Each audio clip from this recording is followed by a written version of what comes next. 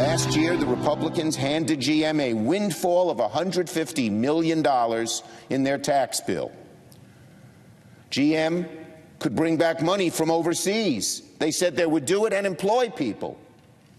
Well, they're bringing back money from overseas, but they're not employing people. It seems like GM would rather build its electric cars in China rather than in the United States. We are going to be looking at certain subsidies regarding electric cars and others, whether they should apply or not.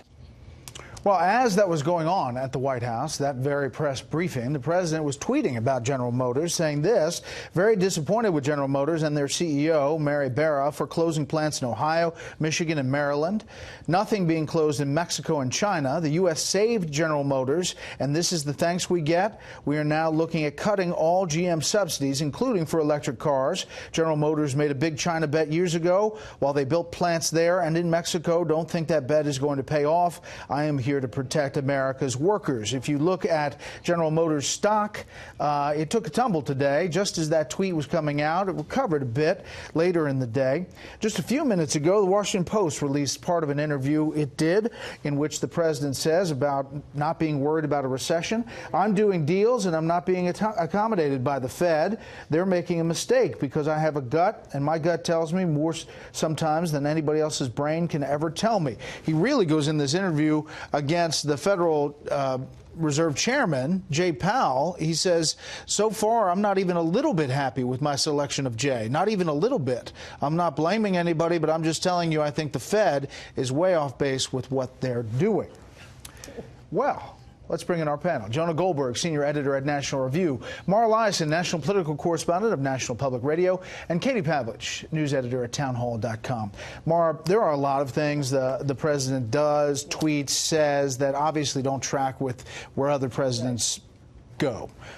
Attacking his Fed chair has been one of those. Right. Well, many presidents are frustrated by their Fed chair. Whether they do something about it is another matter. So this is the most frustrated he's been so far with Jay Powell. He wants easy money. He doesn't want interest rates to go up. He doesn't want the recovery to end. And it sounds like that's what he's worried about. Does he have a case to make that the Fed is acting too fast on that? That is way above my pay grade. I think there are some people who think they are, but Jay Powell is trying to follow in the very careful footsteps of Janet Yellen and manage this so there's not inflation, which hasn't been a problem for a very long time because the Fed has gotten really good at that. But in terms of yanking subsidies from General Motors, if you want to yank some subsidies from everybody, that's one thing. But to punish General Motors by taking away just their subsidies, that sounds like crony capitalism in reverse, just the thing that Republicans and conservatives are supposed to hate more than anything else. Again, not a traditional action by a president going after or mentioning specific companies, in this action in this way.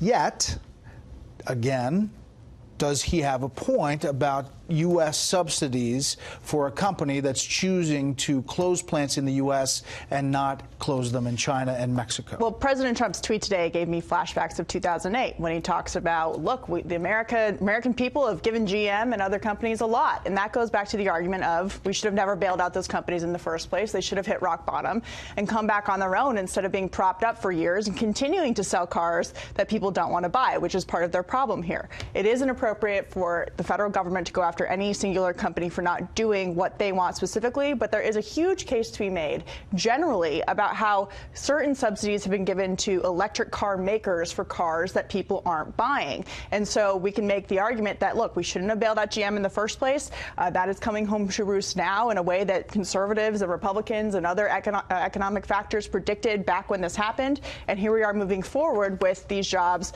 going away in the U.S., which is something that President Trump obviously doesn't like because he campaigned on keeping them here. The GM vehicles being discontinued. The president singled out the Chevy Cruze, but there are others, and the plants being shut down. Big ones in Ohio, Michigan, Maryland, actually 2 in Michigan. But, you can't take the politics out of any of this, Jonah. They're looking at Ohio saying, wait a second, Ohio? Yeah, no, look, I mean, it's politically embarrassing for the president who has been bragging about these plants coming back. I think he said it in the rally last night. I agree entirely with Katie about this, though.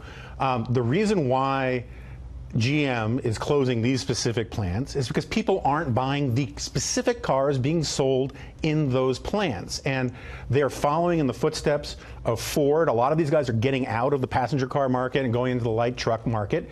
And I didn't think Barack Obama knew enough to how to manage a huge economy from the White House. I don't know that Donald Trump's instincts are any better. I mean, I'm one of these Friedrich Hayek guys. I think, the market is supposed to work this stuff out. These guys are making business decisions close to the ground where they know how to make them. I'm all for getting rid of these electric subsidies. For everybody. For everybody. For everybody. But to do it as a punitive thing, I think is a really bad idea. All right. At the same time, the market went up today in part because of hopes that some deal with China could be worked out. Here's Larry Kudlow. There's a good possibility that we can make a deal, and he is open to it. But on the other hand, if these conditions I mentioned a few moments ago are not met and not dealt with, the president has said, look, he's perfectly happy to stand on his tariff policies. So you're saying there's a chance. Mara, he's going to meet. Larry Kudlow is a very optimistic guy. He's going to meet with President Xi on the sidelines of the G20 in Argentina. That's right.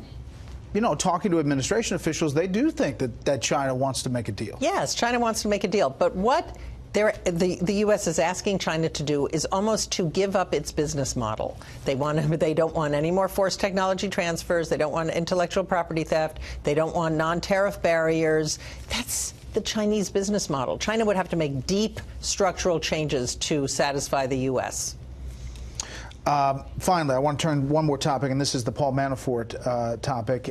He's being accused of lying to special counsel. The plea deal is up in the air as far as they're saying he's totally undermined it by lying.